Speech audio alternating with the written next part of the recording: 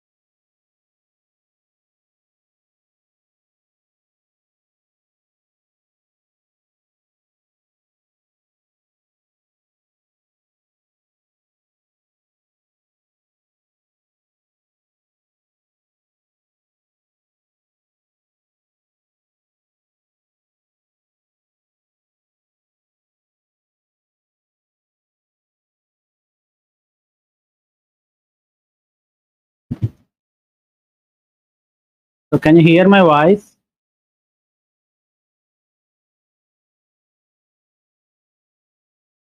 Yes, sir. Anybody please confirm, are you able to Yes, hear sir. my voice? It is audible. Yes, sir. Yes, sir. Thank you. So the second advantage is we have been discussing that whenever we want to model the real world entities, then it is better we go for this object-oriented programming. So this object-oriented programming provides the facilities or the tools which are required to develop or to model the real world problem. Right. So that is another major advantage we have, and the ease of programming. By using object-oriented programming, we can develop the real world problems, or we can model the real world problems with ease of programming, right? The programmer, actually this is a contradictory statement. The programming is not that much easy when compared to that of the procedure-oriented program. Why? Because the programmer needs a lot of skills, right? Not only the programming skills, you should also know the designing skills, how to design the program, what parts of the program should be hidden from the external entities or external world, what parts should be accessed. All these things he has to design and he has to write the program, right? So as a programmer, if he is the procedure oriented programming, then he just needs the skills of the program. That's it, right? But whenever he wants to be a good programmer in the object oriented programming world, then in addition to that of programming skills, he or she should also have the designing skills, all these things, right? Everything should be designed properly, then only he can write the program, right? So ease of programming, but once he or she designs a good model for that object oriented programming or for that task, then it will be very easy for him to program, right? And similarly, ease of maintenance. Once you write the program and you deliver it to the end user, when there are any errors that arises after the delivery of the product or after the delivery of the software product, then the maintenance that we incur, the maintenance that we need to do from the software point of view or software company point of view will be somewhat easier when we make use of this object oriented program, right? Finally, ease in extension. This is what we have discussed, right? Extension means you are going to inherit the properties from one parent class or multiple parent class. This concept we are calling it as inheritance, right? So we are going to extend the properties from one class to another class. This is supported only in the object-oriented programming, right? Similarly, we can redesign the things easily. Ease in redesign, right? So whenever we have an already existing class and whenever you want to redesign it, there is no need to develop it from the scratch. You can simply make use of the already existing thing and you can design a new model, or whenever you want to make some modifications in the already existing design, it can be done very easily if you follow the object-oriented program. Similarly, portability. You know the meaning of this portability. You write the program, a C++ or whatever may be object-oriented program. Any program you write using this object-oriented programming, you can write on one system and you can usually carry out that program and execute successfully on other systems also. This is called as portability. So what do you mean by scalability? Anybody? What do you mean by scalability?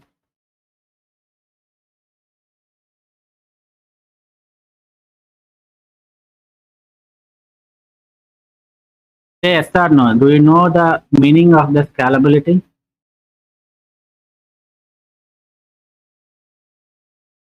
The use can be increased or decreased. Yeah, super. Right. So the usage can be increased even though you increase the number of users, then there won't be any disturbance in the performance of the particular system. So the another advantage of this object-oriented programming is when you develop programs using this programming paradigm, you will develop the programs which are scalable in nature. That means you the number of users, even though you increase the number of users of the particular software, it will not disturb or it will not degrade the particular software system. Right. Similarly, as we know that the C++ is the superset of C programming language, and we know that C is a highly stable programming language where we can develop the system programs with ease. So since it has been developed, the C++ has been developed based on this C.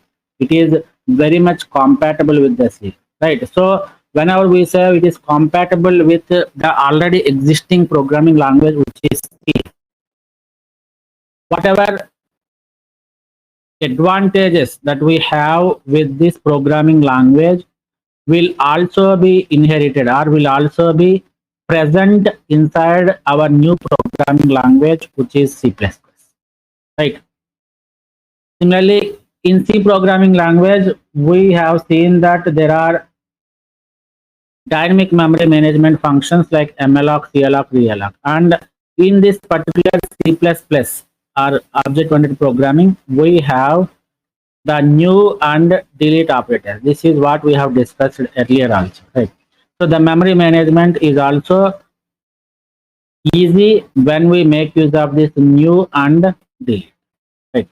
So the thing is that you have to manually allocate the memory and you have to manually deallocate the memory by making use of this new and delete. Right. These are all the advantages we have with object-oriented programming. One is the reusability.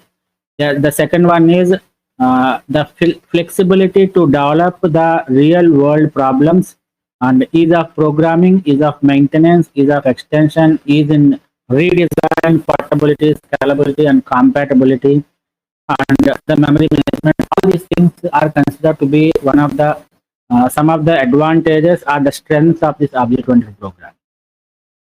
And coming to the disadvantages, the designing WOOP program is more tricky. It is not that easy, not that easy to design the object-oriented programs when procedure-oriented program.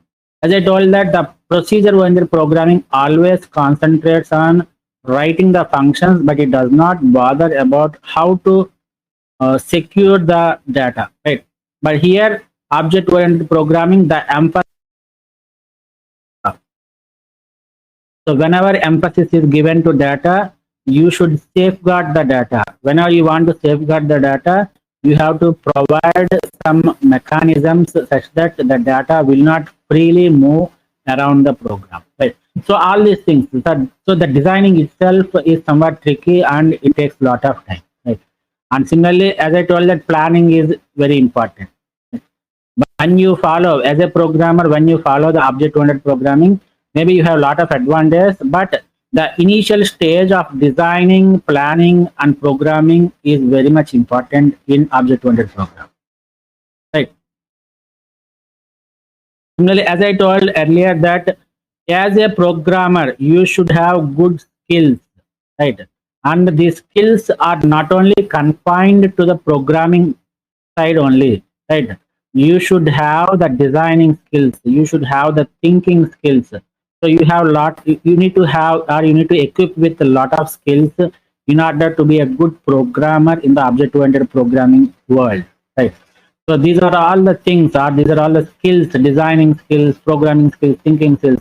All these are the various skills one has to be acquired, or one means the programmer has to acquire these skills, right? But in procedure-oriented programming, there is no concept of designing, right? There is no concept of designing the things. Why? Because there is no restrictions on data. You can use it as you want, and anybody can access it, and anybody can modify it, right? But here we have data hiding concept where you have to hide the data from the external world. So therefore, you need a lot of skills, designing skills. Right? And another disadvantage is it lacks in garbage collector. What do you mean by garbage collector? Do you have any idea on this garbage collector? Anybody, please respond.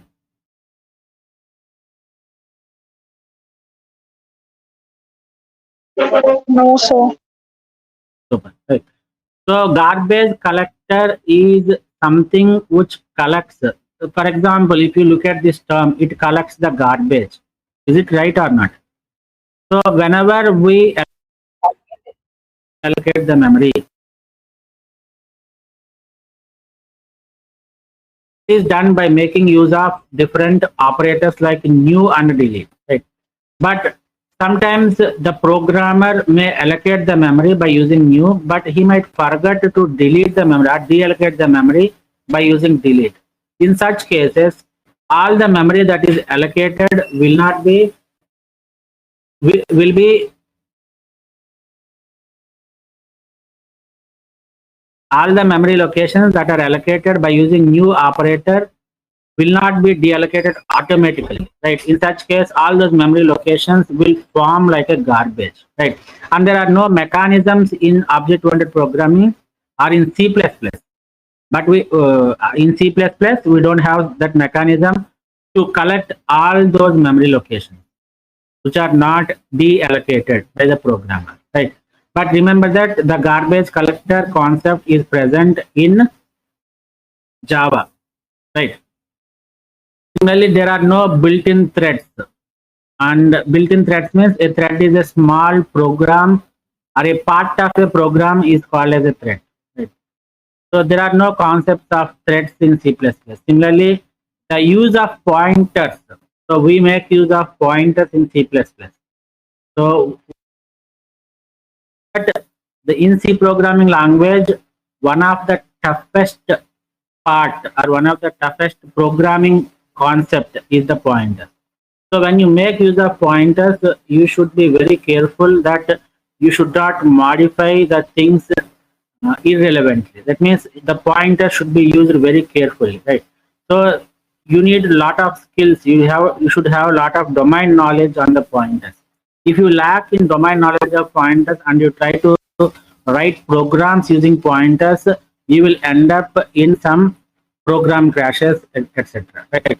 So here also in C++ also we are going to use the pointers concept, and basically it will be a disadvantage only, right? So you should have a good knowledge on the pointers to make use of it. So these are all the few disadvantages of object-oriented programming or C++, whatever it may be, right? But this is the context where we are discussing the object-oriented programming using C++.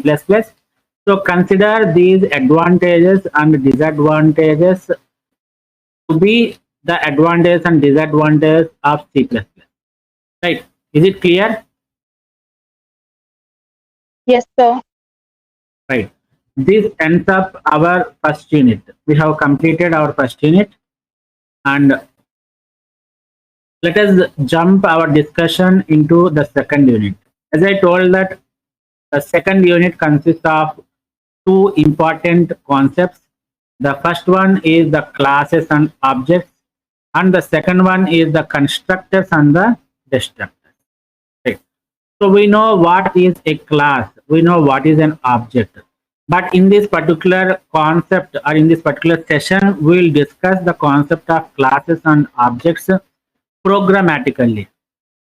So as a CSC student, you should be in a position to write small code snippets for each and every concept you learn in the programming point of view. Right? So anything you take, for example, if you have a concept of classes, you should be in a position to write a simple program for class creation. And if you know the concept of objects, you should be in a position to create the objects and access the fields of the class using these objects. And you should be in a position to access the functions of the class using objects. So you should be in a position to write small code snippets or programs to explain this concept. This is how a CSC student should be, and this is what we people are the evaluators are expecting from the CSC student. Similarly, if you have the concept of constructors, you should write a program on constructors and explain it. And similarly, the destructors, you should write a program and explain it. So in this particular concepts or in this particular unit, we'll discuss everything through a program, right? So what is a class? The last class also we have Blueprint, discussed. sir. So Blueprint. it is called the blueprint or a prototype of a combination of fields and functions which are treated as a single unit. Right. So the agenda of our particular second unit is under classes and objects. We will discuss the classes in C++, how to declare the objects and access specifiers and their scope. What are access specifiers? Have you gone through this particular topic? Yes, sir. Right. Right. What are access specifiers? They specify the extent up to which a variable is valid. Super. What are the three access specifiers we have in C++? Public, Private, public, and private, protected. Super. Right. unprotected. So all these things we will discuss in this access specifiers, and we'll also discuss the scope also. Similarly, defining member functions. Right. What does a class consist of? We know that a class consists of some fields and some functions, right? We are saying that a class consists of fields and functions, but we never say anything about what a member function, where we have to define that function, whether we have to define it in the same class or we can define it outside the class. All these things we never defined, we never discussed it, right? So in this discussion or in this particular topic, we will discuss how we define the member function. Member function is nothing but a function which is present inside a class is called as member function of that particular class, right? For example, we have a class A and we have a variable called A and we have a function called getter, let us say. So this getter function is called the member function of A. Similarly, this is int A is called the member of A, right? So don't get confused about this member function terminology. Member function is nothing but a function which is a member of a particular class. We call that function as the member function of that particular class. Next, overloading member function. Yeah, please tell me.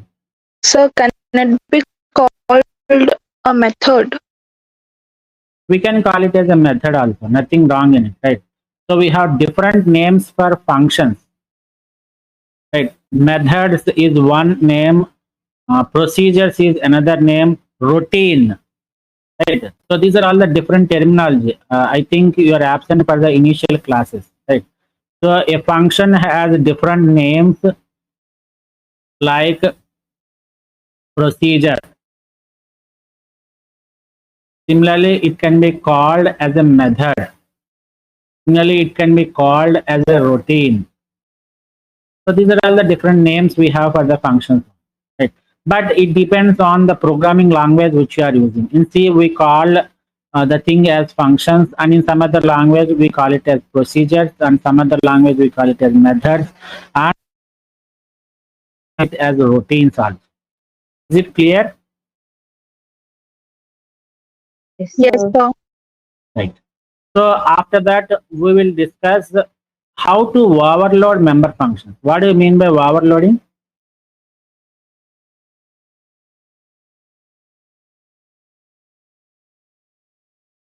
More than one data type is used.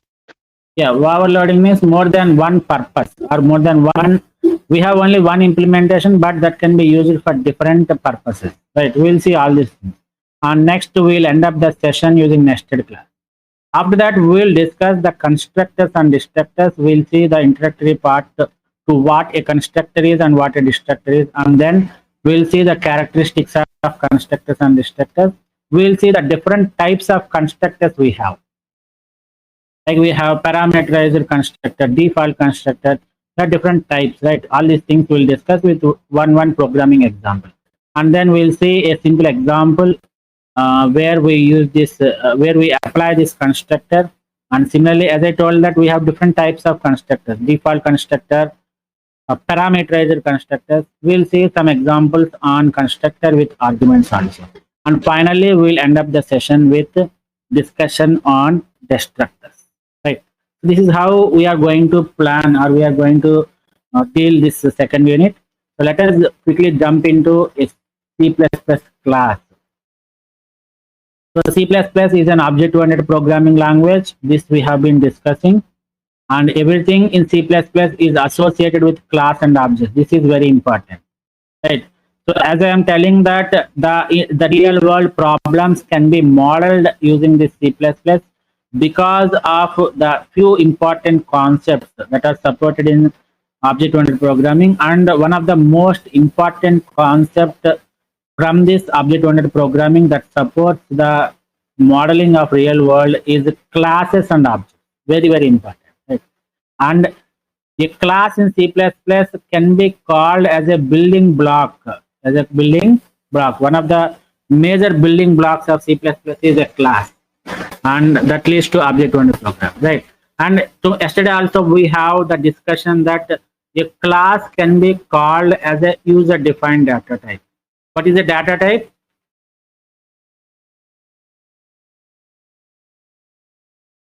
Anybody please respond. What is a data type?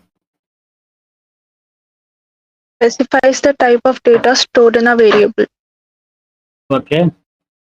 In addition to that, again, what will specify? A set of values with a set of operations. Super, right. So if somebody asks you what is a data type, even though you have given the correct answer that it specifies the type of data you are storing, the exact definition you should give is a data type consists of the set of values and the set of operations. This is what you are expecting, right? And since a class that is defined consists of some fields and methods which are nothing but set of values and set of functions that operate on those values, we can call the class as user defined data type, right?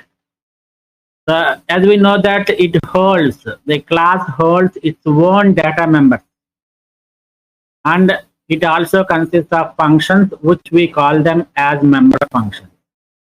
And we know this one, right? Data members are nothing but the data variables, and member functions are the functions which are used to do some operation on the data member, right? So we have some variables which we are calling it as data members.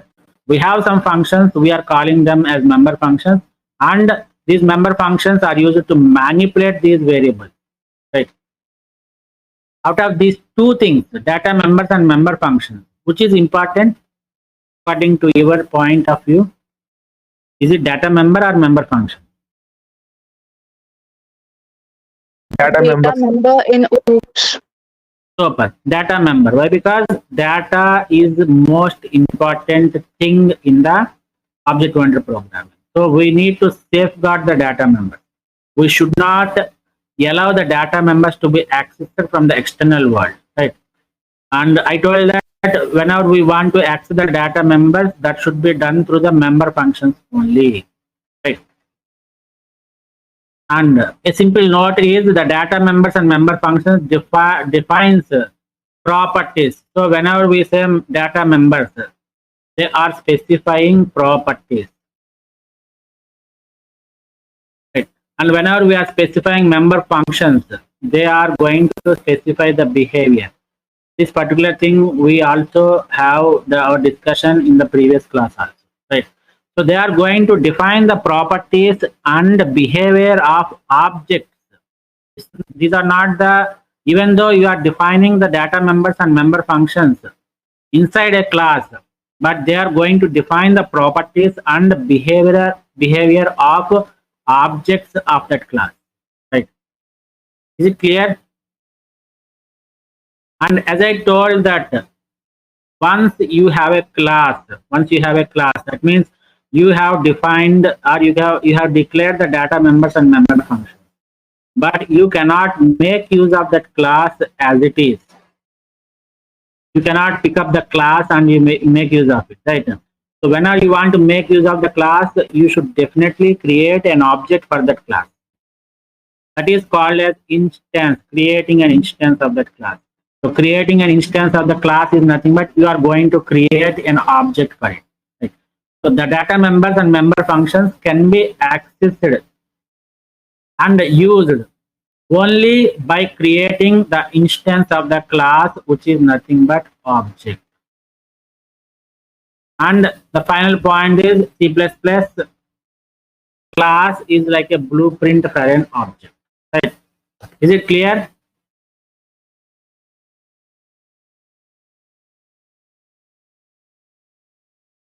Yes, sir.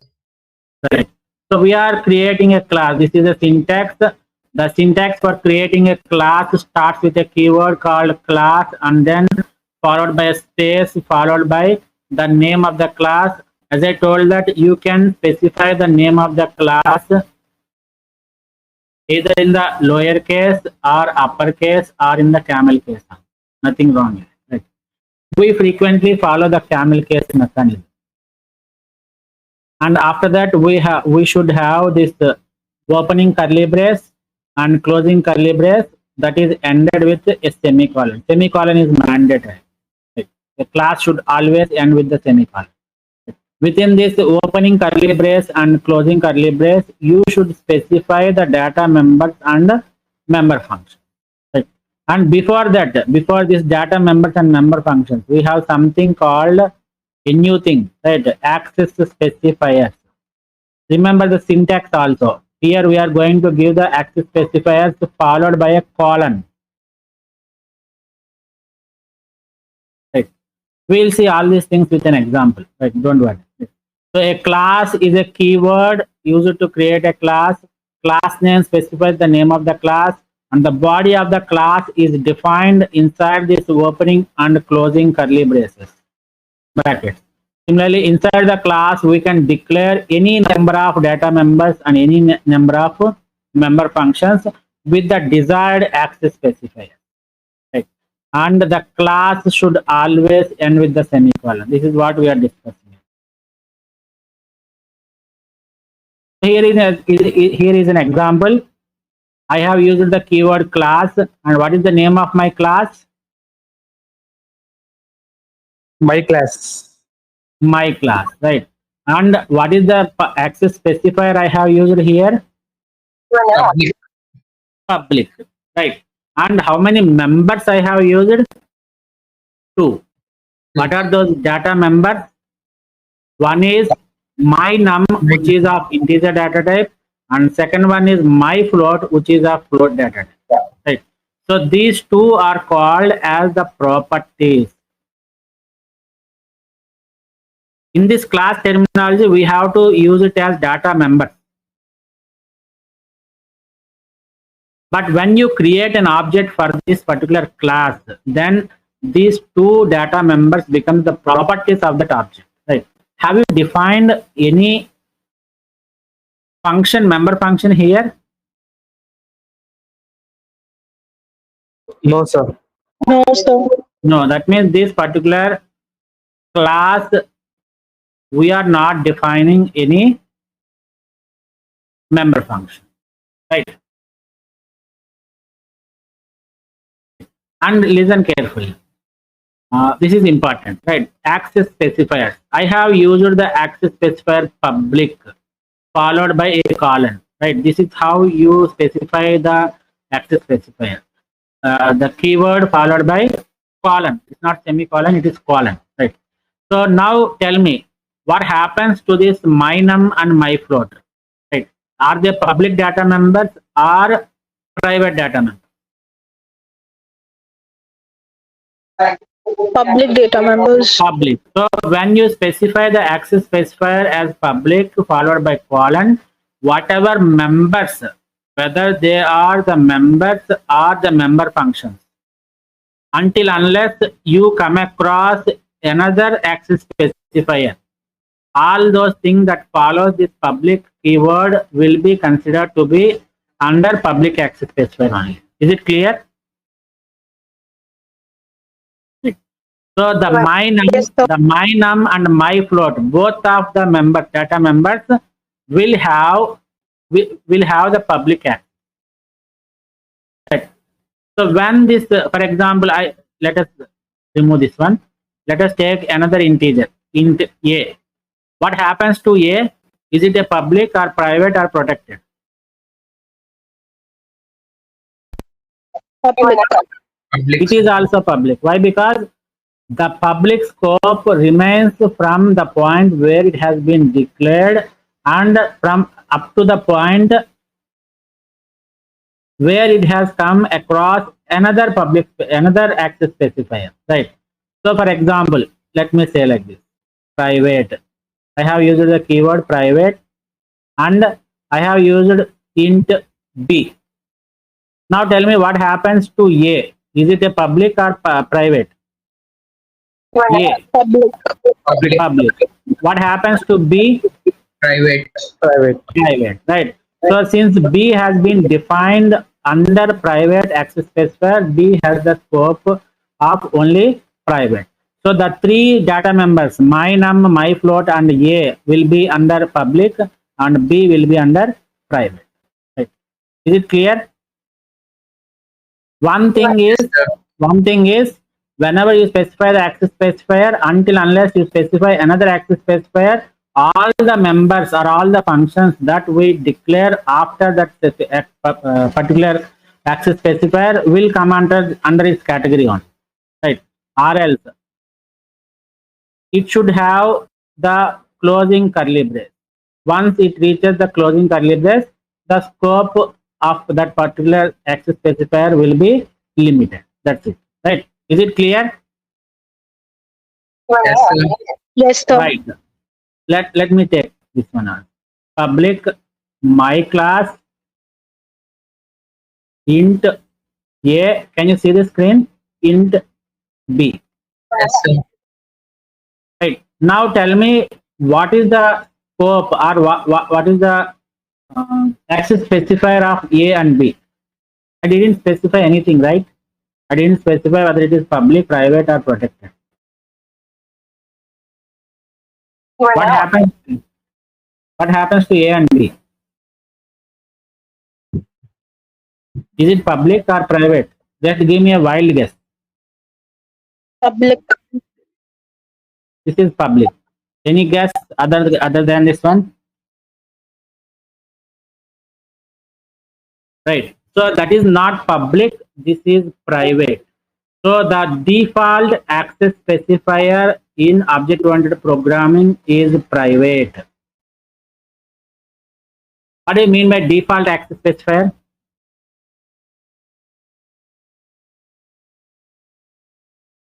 What do you mean by default? Default means When nothing is mentioned, that is followed. Default is followed. super. When nothing is specified, then the default is taken and it is considered, right? So nothing I have specified for this A and B. No access specifier has been specified for A and B. So by default, what is the default access specifier? It is private. So the A and B becomes the private data members of that particular class, my class. Is it clear? Yes, sir. Yes, sir. Right. This continues. For example, I specify another variable int C. What happens to C? Is it public or private? Private. Private, right? So until unless it comes across this closing curly brace followed by semicolon, everything is considered to be private. Now after these three private data members, I want to specify two public data members. How I should specify? I should give a keyword called public followed by colon, and then you specify int D comma int C. Right. Now tell me, what happens to A, B, C? What is the access specifier of A, B, C? Private, sir. Private. What is the access specifier of D and E? Public, sir. Public. Public. Right. So this, if I add one more thing here, int F, F also becomes, F is private or public? Public, sir. It is public. Why? Because F has been defined after this public keyword. Therefore, whatever that follows after this public, they are considered to be the public access specifiers. Is it clear up to this point? Yes, sir. Right. So there is no need to explain this. Class is a keyword. My class is the name of the class. Public is the keyword for access specifier. Inside the class, we have two data members. One is my num of integer and my float of float. That the class should always end with a semicolon. This everything we know, right? Now coming to the objects in C++. What is an object? An object is nothing but an instance of a class. So whenever you want to make use of the class, you have to definitely create an instance of that class. Right. So until unless you create an object for that class, you cannot make use of the class. So when a class is defined, remember that no memory is allocated. No memory is allocated. So whatever, how many data members or how many member functions you define in the class, the memory will not be allocated. This is something similar to that of structures, right? So structures also comes under the category of user defined data type, where you have to define the structure first. So when you define the structure, no memory will be allocated. So once you create a structure variable, then only the memory will be allocated. So that is how these classes and structures are somewhat related, but don't combine these two topics. right? So when you define a class, for example, I define a class like this: class, my class, and int a and int b. This is the class I have defined. Do you think that a and b has memory allocated for it? No, sir. No, we are just creating a hello shell, right? We're just creating it. That's it. We are just defining it. So no memory will be allocated at the time of class definition. And when the memory will be allocated, sir, the memory will be allocated only when you create an object for it, right? So when you create an object, my class O1, then only O1 memory will be allocated for O1, which consists of two integer variables A and B. Right. So this is very important concept where you should know that while you define the class, no memory is allocated, but when you define or when you declare the object for that particular class, which is called as instantiation,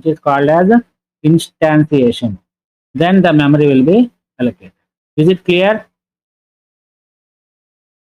Yes, sir. As we discussed that in order to use the data and the functions, we should create objects for that class. Until unless you create the object for the class, you cannot make use of the data members. You cannot access the member functions of that class. That is the importance of objects.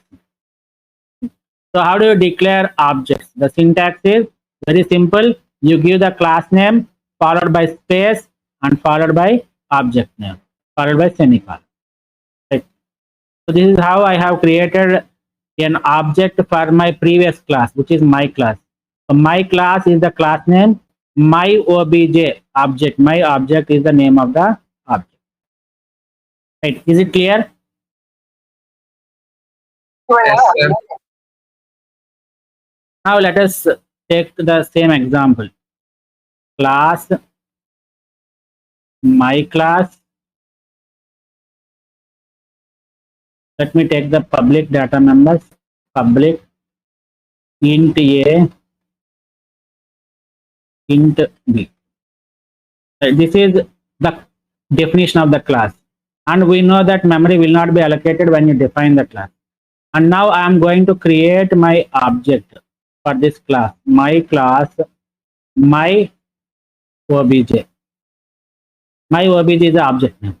Now I say that when you create an object, you are able to access the members, data members and functions of that particular class. So how do you access the members by using the object? Means we have an operator called dot operator, which is called as member access operator, similar to that of structures, right? So it should follow this one, my object or object name. The generalized syntax for accessing the members of the object is object name dot member name.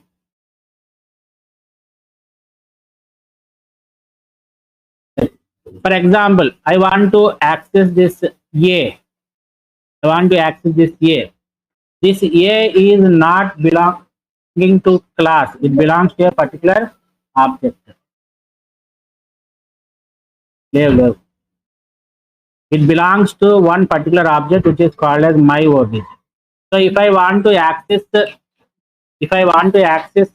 member A of my object, so I can access it by making use of my obj dot A.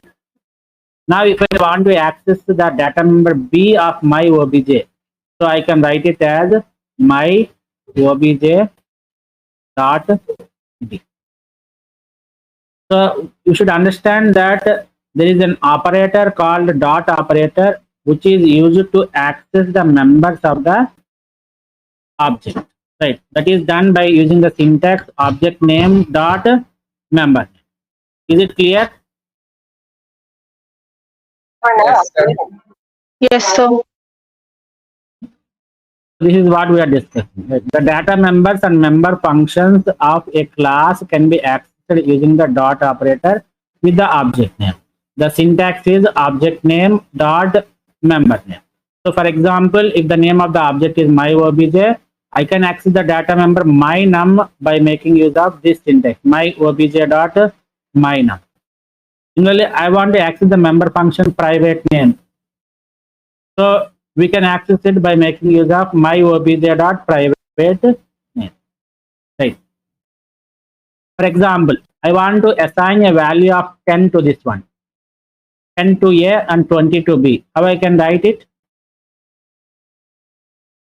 My obj dot A is equal to 10 and my obj dot B is equal to 20. That's it. Okay. Listen carefully. Listen carefully. Here I am going to access the A and B. Here I am going to access this A and B from an object which is created outside of the class. Is it correct or not?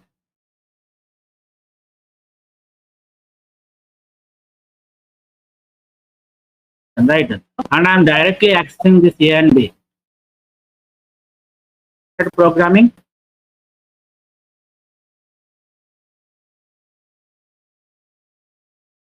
That is the main concept of object-oriented programming.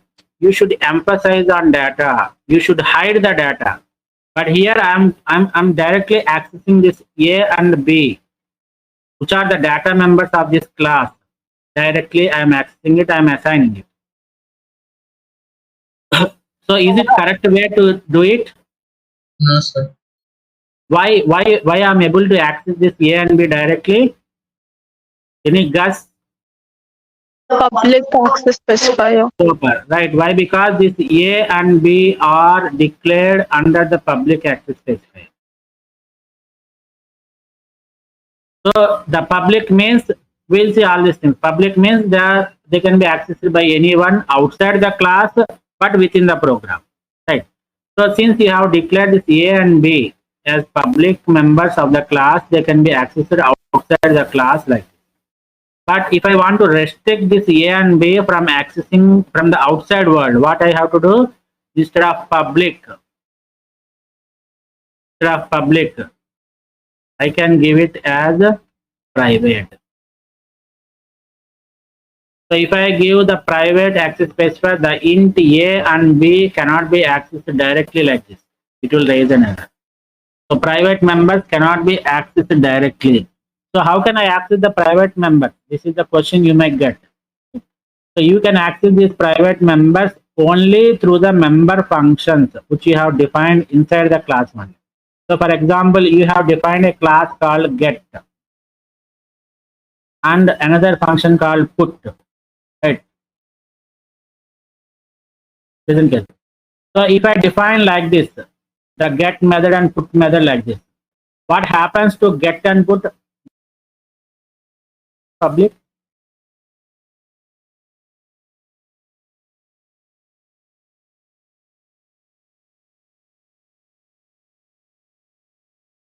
Yes. Do they come under private or public? This get and put at this particular point.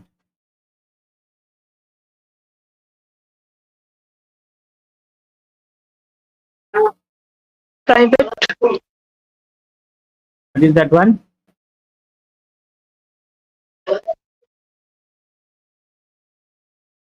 What happens to get and put? At least give some answer. Do they belong to public access specifier or private access specifier? Private. Private.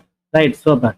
Why? Because the private label has been given here, and I told that until unless you come across another access specifier keyword, everything after this private will be treated as private only until unless you come across.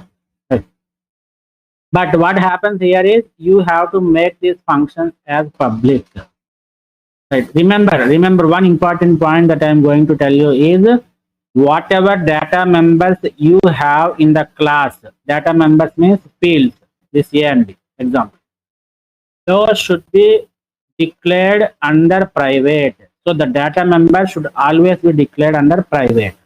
And whatever member functions we have, get and put in this example, all the data member functions should be declared under public category, right? Then only you are able to access this get and put outside the class. So remember that important point. One is the data member should always be kept under private access specifier.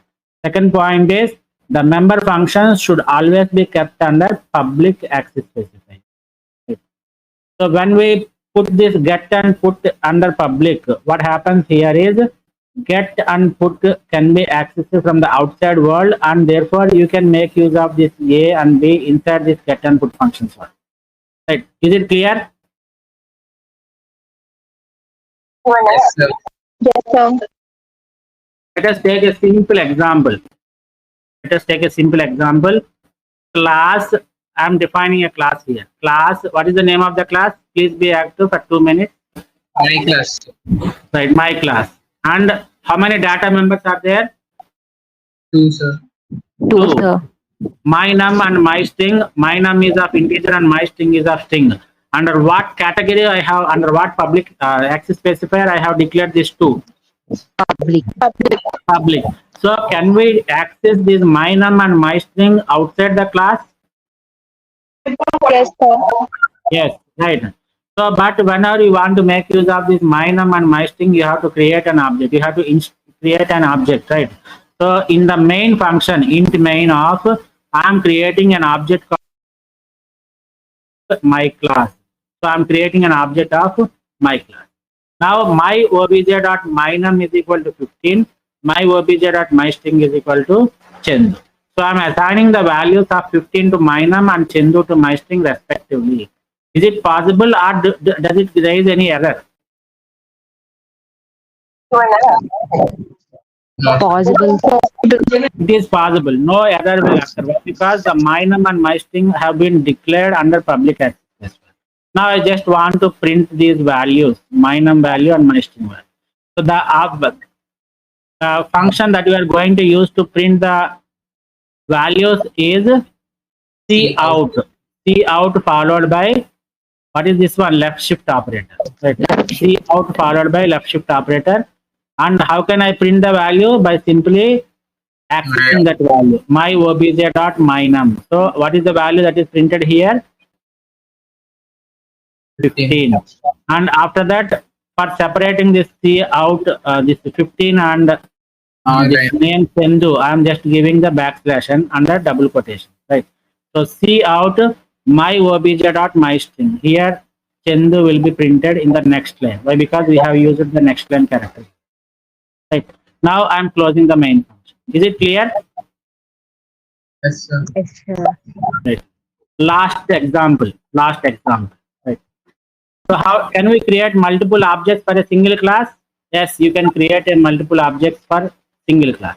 Here I have defined a class called car, which consists of 3 members, data members, brand, which is of type string, model, which is of type string, and year, which is of type integer.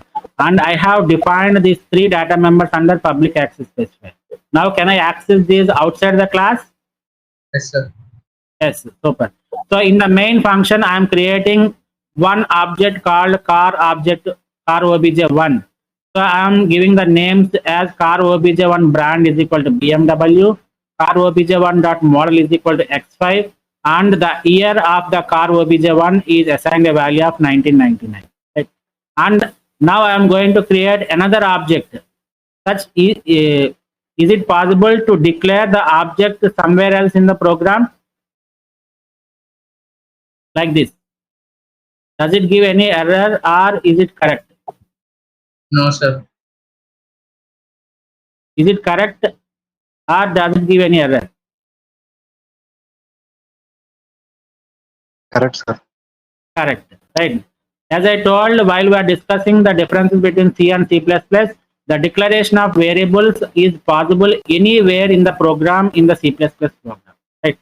So here I have declared another object called obj, and I'm giving the brand name as Ford, I'm giving the model as Mustang, and the year as 1969. I'm just printing them. Cout car obj1.brand. Here BMW will be printed, and after that I have a space here. The space will be given. Model is X5, and 1999 will be printed. After that, we have backslash n, and in the next line, obj.brand, which is nothing but Ford space Mustang and year is space 19. This is how it is. Is it clear up to this point? Yes, sir. Now, can you write the program, simple programs of how to create a class and how to create an object and how to access the values, data members of the object and print them? Yes, sir. Right. So this is the end of our today's session.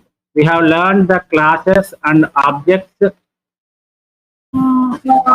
with some programming examples. Right. So this is the end of our today's class, and in tomorrow's class or in the next class, we'll discuss some more concepts related to access specifiers and nested classes. All these concepts we'll discuss. Right. This is end of session. Right. Thank you, one and all.